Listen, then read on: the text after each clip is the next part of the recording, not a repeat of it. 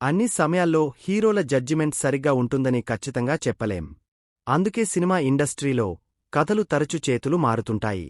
వేరొక hero reject చేసిన సినిమాలు ఒక్కోసారి సూపర్ హిట్ కావచ్చు, మరోసారి బాక్సాఫీస్ వద్ద బోల్తా పడవచ్చు.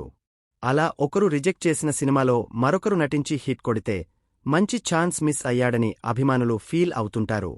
అదే సినిమా ఫ్లాప్ అయితే రిజెక్ట్ చేసి చాలా మంచి పని చేశాడని హీరోల అభిమానులు తరచూ అనుకుంటుంటారు. యంగ్ హీరోలే కాదు, సీనియర్ హీరోల విషయంలోనూ తరచూ ఇలా జరుగుతుంటుంది.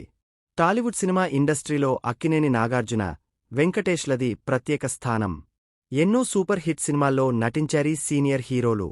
తమ నటనతో కోట్లాది మంది అభిమానులను సొంతం చేసుకున్నారు.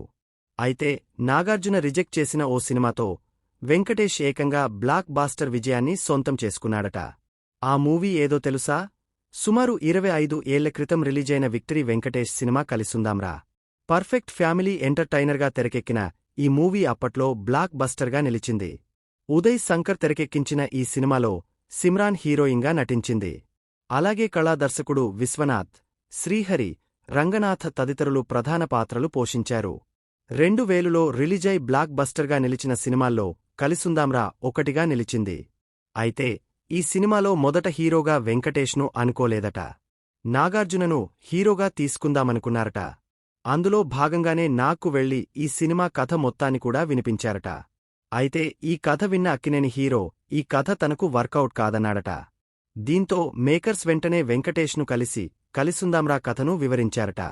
ఆయనకు ఆ కథ బాగా నచ్చడంతో వెంటనే ఆ సినిమాలో నటించడానికి ఓకే చెప్పారట. అలా మొత్తానికి నాగ్ మిస్ అయిన కలిసుందాంరా సినిమాతో వెంకటేష్ బ్లాక్ బస్టర్ కొట్టాడట.